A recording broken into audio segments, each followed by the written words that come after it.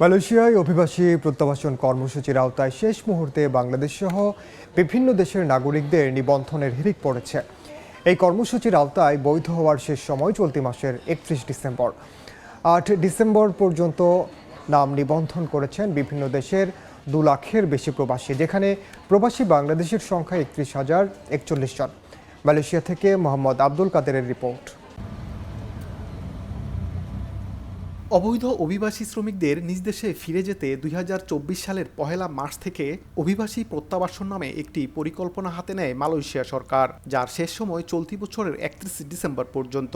গেল ১ মার্চ থেকে চলতি বছরের ৮ ডিসেম্বর পর্যন্ত চলমান এই কর্মসূচিতে ১১০টি দেশের মোট ২,৬,৬০০ জন অবৈধ অভিবাসী তাদের নাম নিবন্ধন করেছেন বলে জানিয়েছেন দেশটির অভিবাসন বিভাগ।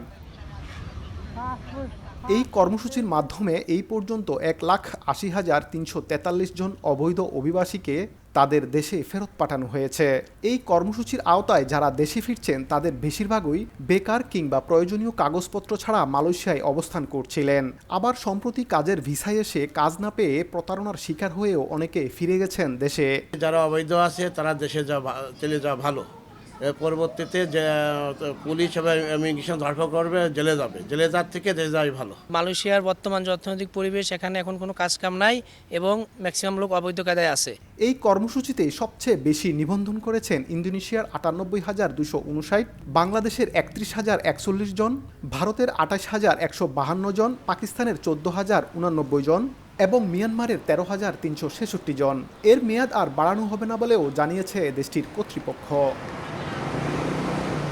নির্ধারিত সময়ের মধ্যে অবৈধ অভিবাসীদের ৩০০ থেকে ৫০০ রিঙ্গিত পর্যন্ত জরিমানা পরিশোধ করে বিদেশিরা দেশে না ফিরলে তাদের বিরুদ্ধে কঠোর ব্যবস্থা নেওয়া হবে বলেই আগেই সতর্ক করেছে দেশটির ইমিগ্রেশন বিভাগ।